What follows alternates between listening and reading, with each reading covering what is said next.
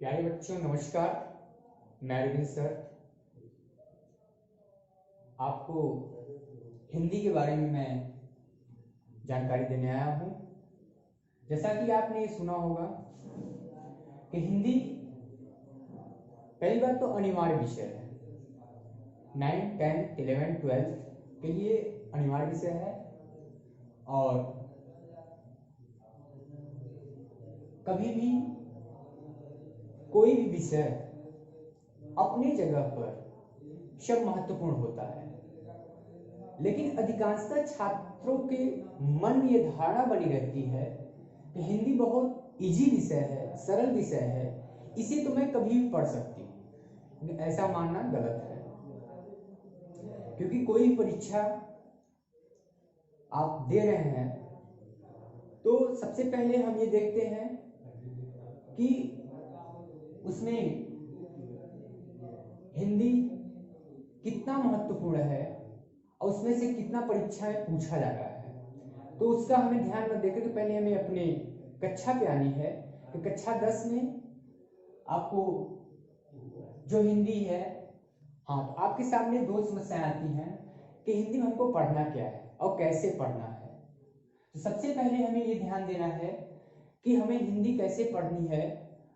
तो इसमें आपको ये ध्यान देना है कि सबसे पहले हमें हिंदी साहित्य में दो भागों में बांट दिया। हिंदी साहित्य को दो भागों में बांट दिया, एक गद्य साहित्य, एक पद्य साहित्य।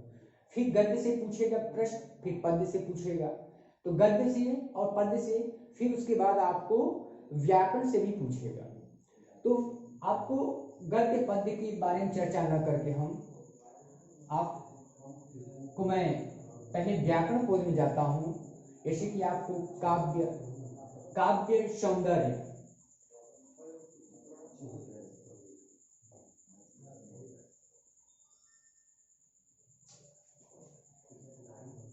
काव्य सौंदर्य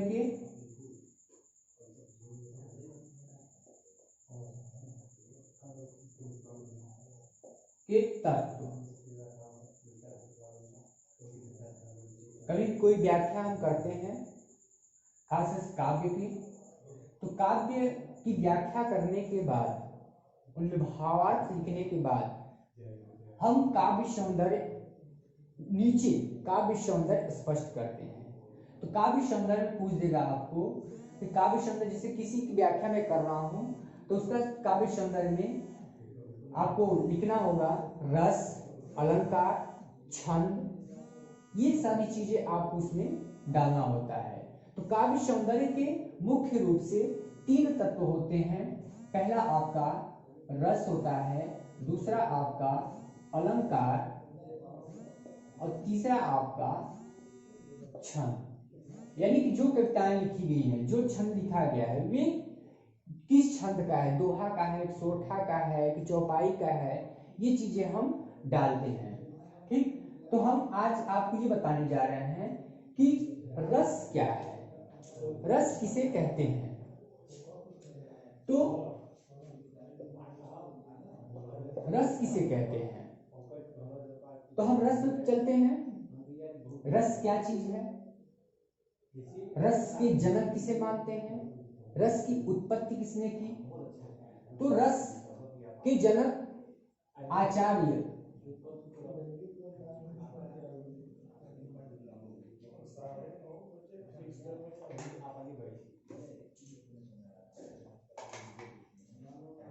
आचार्य भरत मुनि को मानते हैं। आचार्य भरत मुनि रस की उत्पत्ति की। अब रस की परिभाषा क्या होता है, रस किसे कहते हैं। रस का मतलब होता है, शाब्दिक अर्थ होता है आनंद की प्राप्ति, यानी कि आनंद की प्राप्ति करना। एक तरह से परिभाषा आप ये लिख सकते हैं कि किसी काव्य को पढ़कर, किसी चीज को चख कर, किसी स्थान को देखकर ये जरूरी नहीं है कि काव्य पढ़ने से, नाटक पढ़ने से ही हमें आनंद की अनुभूति हो। आनंद की अनुभूति कई क्षेत्रों में हो सकती है, लेकिन उसका कुछ क्षेत्र सीमित होता है। जैसे किसी काव्य को पढ़कर, किसी नाटक को देखकर, किसी चीज को चख कर जो आनंद की अनुभूति होती है उसे हम रस कहते हैं, उसे हम रस कहते हैं। रस के 4 भेद होते हैं, रस के 4 भेद। पहला आपका स्थायी भाव, दूसरा आपका विभाव, तीसरा आपका अनुभाव और चौथा आपका संचारी भाव। ये रस के 4 भेद हो गए। पहला अस्थाई भाव, दूसरा विभाव और तीसरा अनुभव और चौथा संचारी भाव। अस्थाई भावों की संख्या कितनी है? अस्थाई भाव किसे कहते हैं और उनकी संख्या कितनी है? अस्थाई भाव यानी कि जो मेरे मन में, मेरे चित्त वृत्तियों में जो अस्थाई रूप से भाव विद्यमान है, अस्थाई रूप से जो भाव विद्यमान है उन्हें हम अस्थाई भाव कहते हैं। एक बार और समझ लीजिए, अस्थाई भाव किसे कहते हैं? अस्थाई भाव वह भाव होता है जो हमारे हृदय में अस्थाई रूप से विद्यमान होते हैं, उन्हें हम अस्थाई भाव कहते हैं। इनकी संख्या कुल 9 मानी गई है, इनकी संख्या कुल 9 मानी गई है। अब अस्थाई भाव की संख्या 9 कौन कौन से हैं? जैसे कि आपको मैं बता दूं,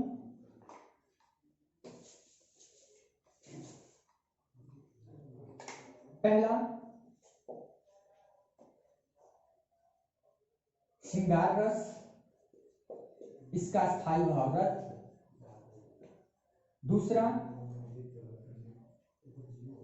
हास्य रस, इसका स्थायी भाव हास्य। तीसरा करुण रस, इसका स्थायी भाव शोक। चौथा शांत रस, इसका स्थायी भाव निर्वेद। पांचवा वीर रस, इसका स्थायी भाव उत्साह। छठा भयानक रस, इसका स्थायी भाव भय। सातवां जुगुप्सा,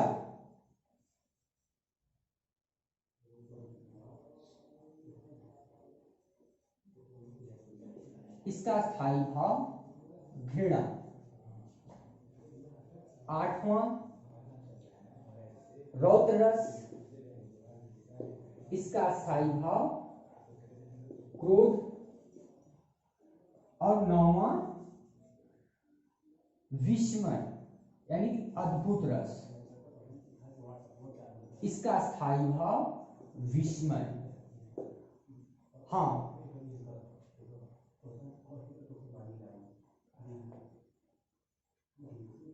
तो आप नौवां यानी कि अद्भुत रस, इसका स्थायी भाव विस्मय। अब देखिए, आचार्यों ने 2 रस अंतिम में जोड़ दिए, अंत में 2 रस इसमें और आए। 10वें पे है आपका वात्सल्य, इसका स्थायी भाव वत्सल। और 11वें पे आया है भक्ति रस, भक्ति रस।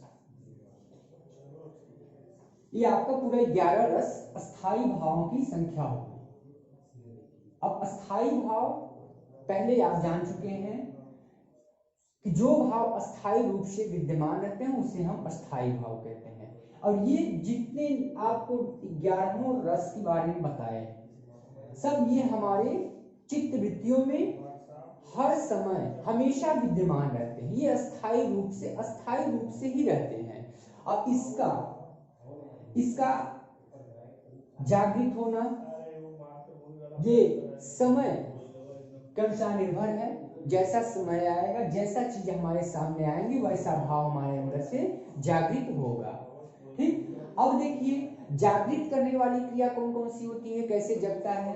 अब देखिए रस की आप संख्या मालूम हो, 4 हो गए, अस्थाई भाव, विभाव, अनुभाव और संचारी भाव। अब इन्हीं के अंतर्गत पूरे भाव मिले हुए हैं। जैसे कि स्थायी भाव की संख्या आपको 11 बता दी गई। अब देखिए स्थायी भाव, अब विभाव क्या है, विभाव का मतलब क्या होता है, यानी विभाव का शाब्दिक अर्थ क्या है, विशेष रूप से ज्ञान कराने वाला। यानी कि जिस व्यक्ति वस्तु के प्रति जिसके बारे में वर्णन किया जाए उसके प्रति जो भाव जागृत होते हैं उसे हम विभाव कहते हैं। विभाव के 2 भेद होते हैं। पहला आपका आलंबन विभाव, दूसरा आपका उद्दीपन विभाव। पहला आपका आलंबन विभाव, दूसरा आपका उद्दीपन विभाव।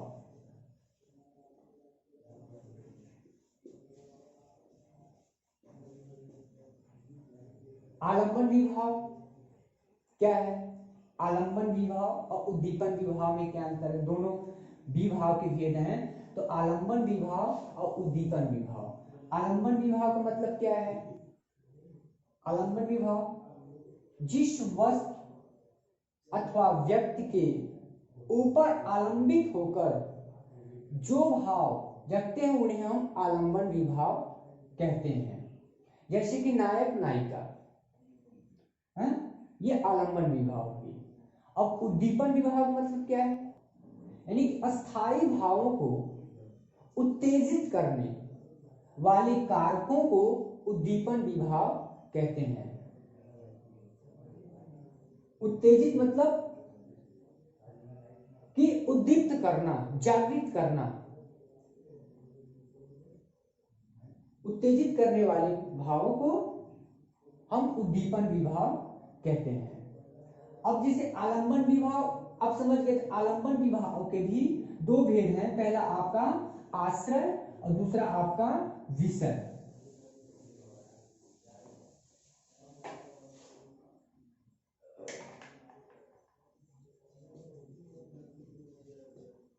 पहला आपका आश्रय और दूसरा आपका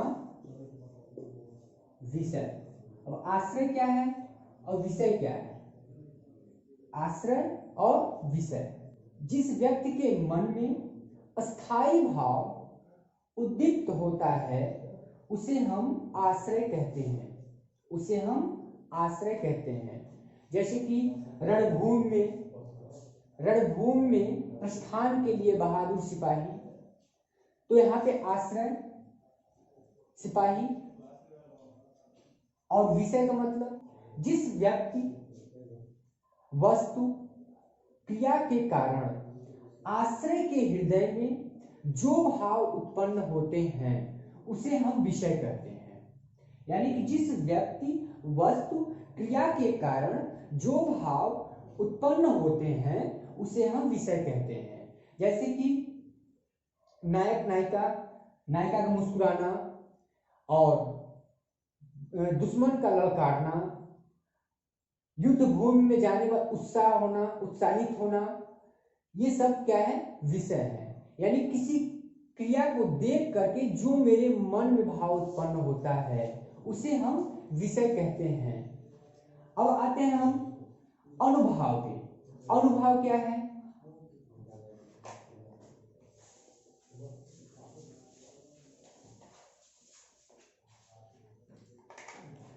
अनुभाव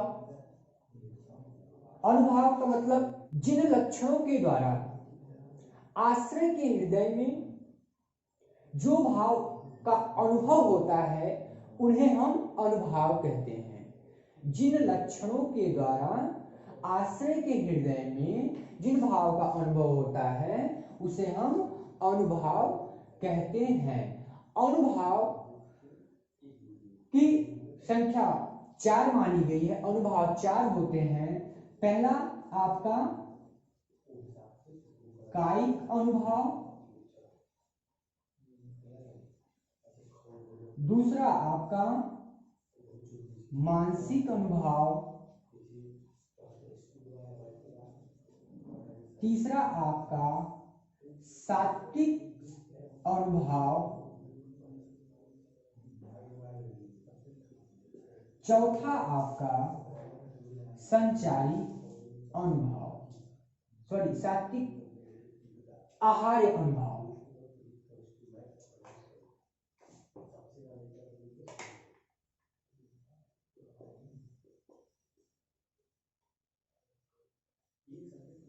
ये अनुभव के 4 भेद हो गए, कायिक, मानसिक, सात्विक और आहार्य अनुभव।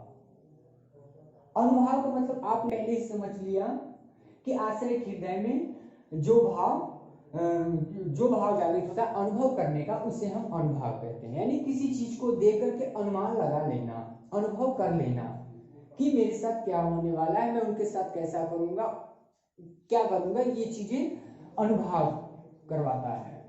तो कायिक, मानसिक, सात्विक और आहार अनुभव, ये 4 अनुभव के भेद हो गए। अब अंत में देखिए, आपको ये पता चल गया स्थायी भाव, विभाव, अनुभव, और एक बचा है आपका संचारी भाव। संचारी भाव,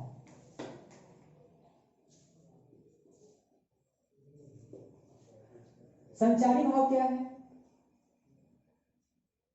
हमारे हृदय में जो अस्थायी रूप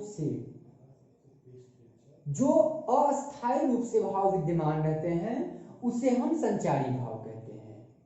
ये ठीक पानी की बुलबुलों की भांति रहते हैं, जिस प्रकार से कभी वो बनते हैं, फूटते हैं, ठीक उसी प्रकार से ये भाव हमारे अंदर कभी जगते हैं तो कभी शांत रहते हैं।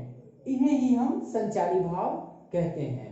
जैसे किसी कार्य को मैं करने जा रहा हूं तो एक मन कहेगा कि इस कार्य को मैं करूं, और एक मन कहेगा कि मैं न करूं, तो मैं दोनों में उलझ जाता हूं। हमको करना क्या चाहिए, हम इस कार्य को कैसे करें और करना क्या चाहिए।